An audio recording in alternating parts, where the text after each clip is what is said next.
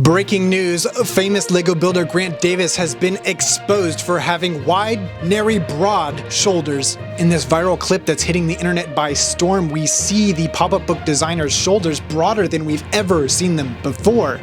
Back in 2020, we covered this story, seeing that Grant Davis was actually compared to Minecraft's Steve's shoulders, stating that Steve's shoulders were in fact broader than his own. Some of the many questions we're faced with is, why did Grant Davis do this? Is there a Technic frame underneath his shirt that is supporting these broadened shoulders? Is Grant Davis taking steroids? Micah Wideman, the expert in all things wide, has actually tuned in to give his thoughts on the situation. Thank you for joining us, Mr. Wideman. Are Grant's shoulders actually broad? Well, I think a lot of people throw around these terms related to size, but they don't really have a perspective as to what they mean. So like if you look at this chart here, you'll see broad is actually kind of just in the middle. Above that you've got large, vast, immense, and of course the biggest is wide. And honestly, I'd say Grant's shoulders are probably even large. He's up there, but he's definitely not vast, definitely not immense, and certainly not wide. What drove Grant to broaden his shoulders? Was it jealousy of Steve? Maybe that could have something to do with it, because Steve is a very handsome man.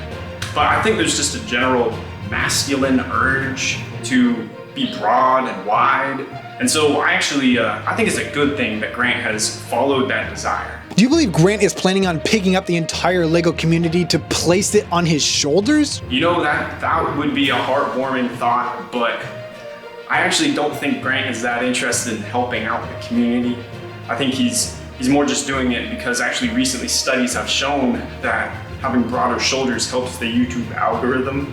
Thank you for your time, Mr. Wideman. It's always a pleasure. Surprisingly, Steve himself has tuned in to give his comments.